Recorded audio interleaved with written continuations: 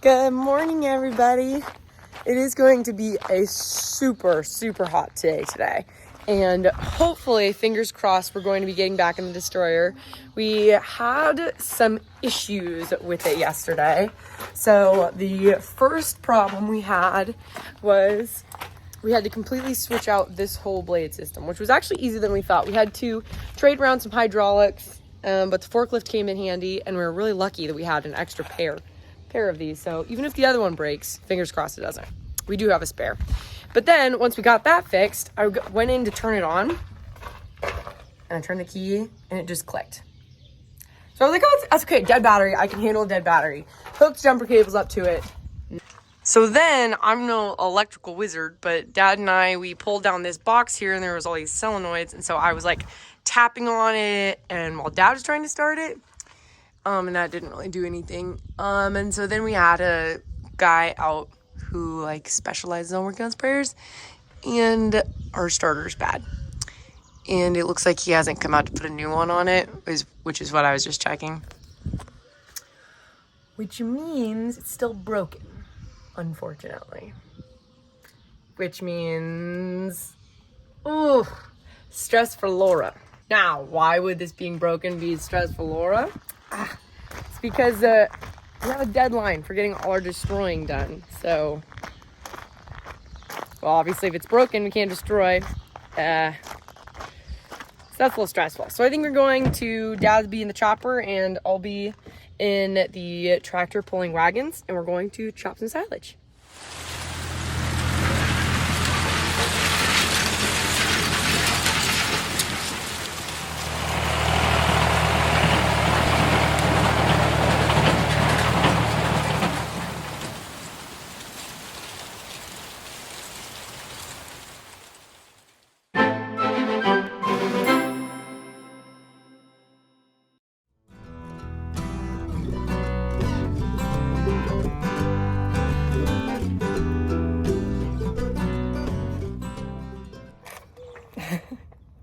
Here's what I look like getting into the tractor. Can you believe this? Obviously have the best water brand, Northern Chill. Use code LauraFarms20 for 20% off. I've got a leftover Starbucks chocolate croissant from yesterday. Some cookies. This is, in here, the pink drink is a like mix-in packet for water. This is a Celsius for some energy. I've got breakfast sandwich cookies, a cut up apple, and some trail mix. I don't go anywhere without snacks.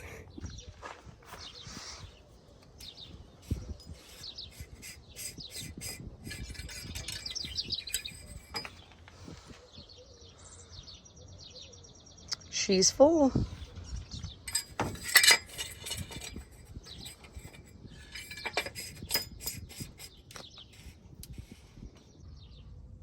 That glass indicator back there, that's our hydraulic fluid level indicator.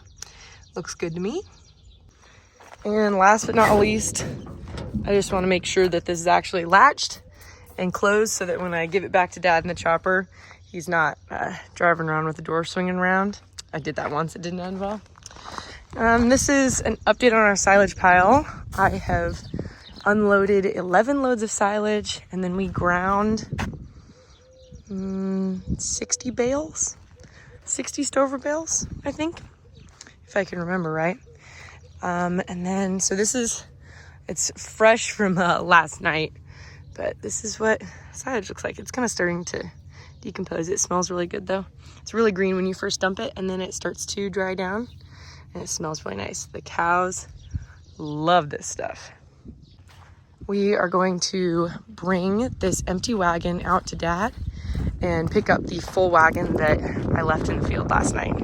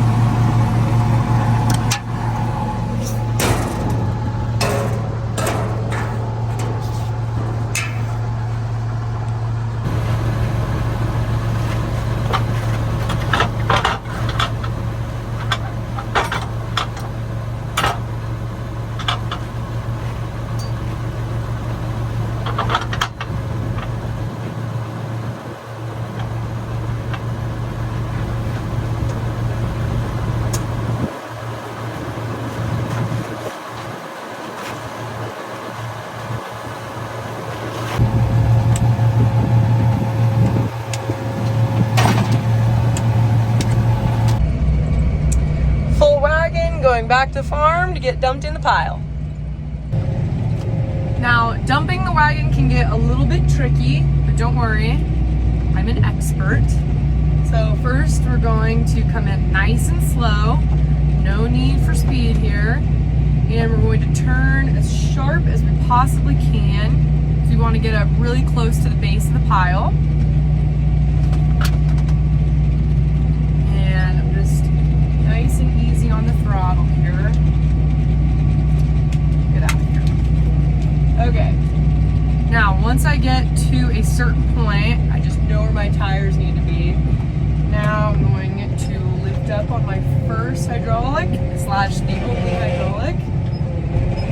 And the weight of the silage pushes the gate open.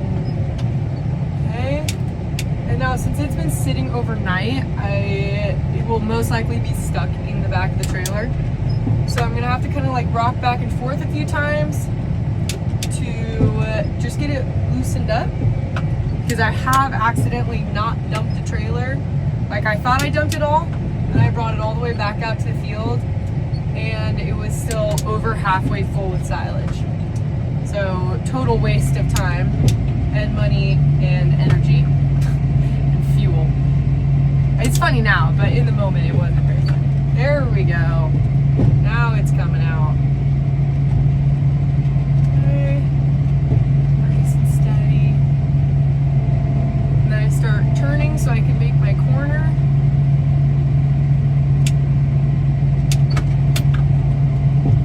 One more back and forth.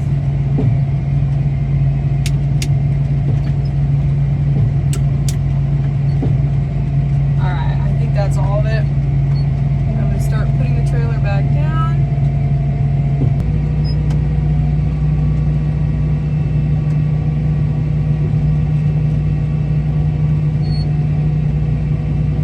Alright, let's get out and survey our handiwork here and make sure the back of the trailer is latched.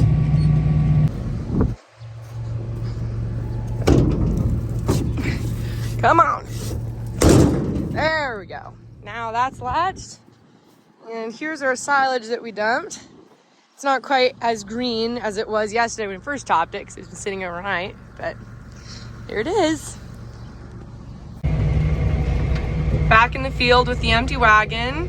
Dad is ahead of me chopping, and I just follow him wherever he goes with said empty wagon. And then as soon as he's full, we will trade out so he can keep chopping while I go back to the farm to dump. Now, you might be asking yourself, Laura, the corn is really green to be chopping for silage, or no one in my area is chopping silage this time of year, or I didn't even know you guys chop silage. Yeah, so we do have cows, which is why we're chopping silage, because we're going to feed it to them this winter when they're back on the farm being fed every day. Right now they're out eating grass in the pasture, sitting under shade trees, just enjoying a relaxing summer vacation. But anyways, so yeah, we are chopping silage really early, and it's because we planted this corn as we're in a seed field, and we're chopping the male borders. So these have to get out of the field before we can destroy the males. And of course we have to have our destroyer fixed before you destroy the males. But anyways, I do know it's early, but instead of shredding these, we're getting some use out of it. They have served their purpose. They have created a cloud of pollen to pollinate the female plants, and those are the ones that we're going to be taking to harvest. We're seed corn producers, and not many people are. We're growing seeds that are going to be planted next year and growing to be cow feed or ethanol or things along those lines. But it's kind of a specialized operation. Not a lot of people get chosen to do it, so I'm honored. Anyways, that's the explanation for why we're chopping silage so early, and why we do it in the weird patterns that we do and not just like up and down the field. Dad is full, so he's going to unhook and I'm going to unhook, and then we'll trade. If you ever want to be scared, this is something to be scared of right here. These blades, once they get going, the centrifugal force, they don't stop spinning. It's terrifying. Anyways, I'd steer clear of that if I were you. Like I said, I would steer clear. I'm sure it's fine. Yep. Yeah. My.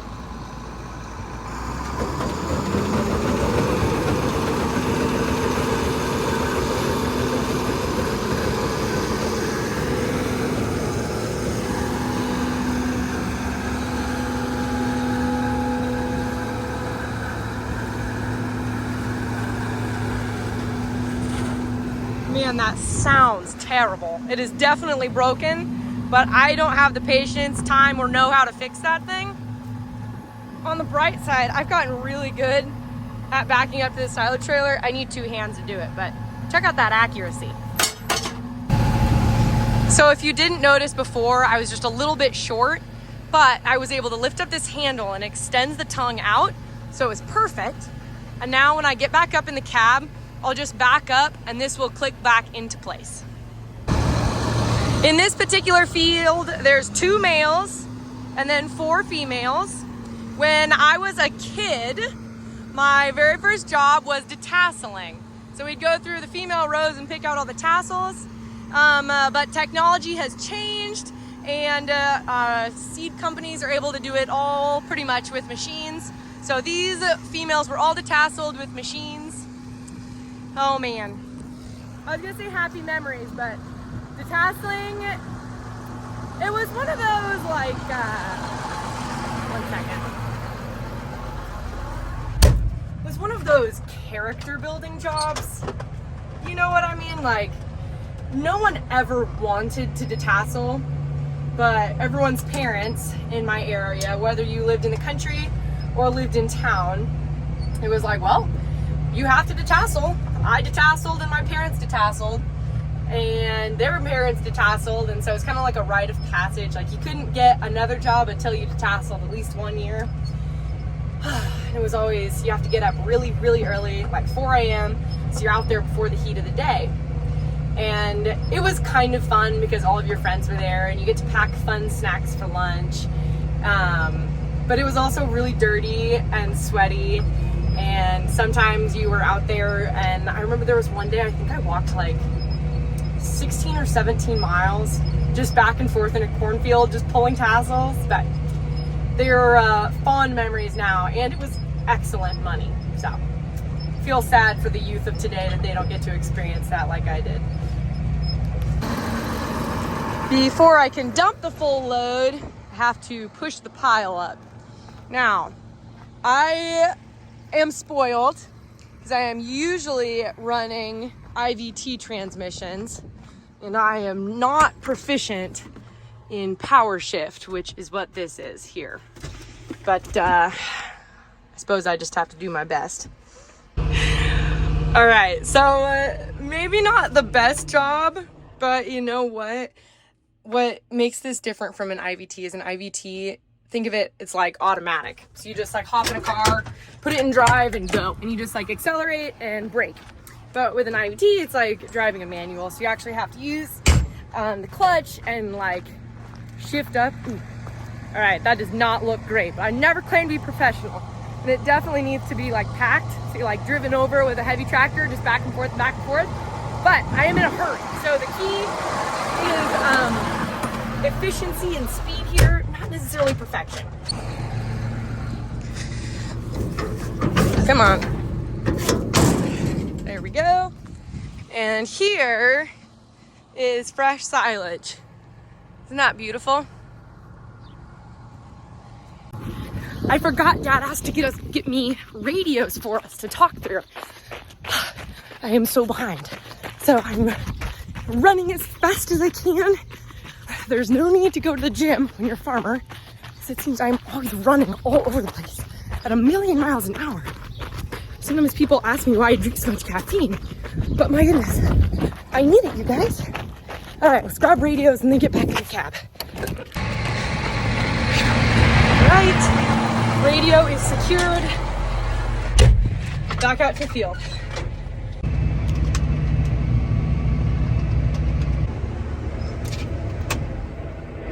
Well, An unfortunate change of events. Do you remember when I was filming the chopper and it sounded just like horrible? And I was like, oh, I'm sure it's fine because we don't have that much to go. Well, you probably can't. Oh, look at that. Yeah, there's Dad.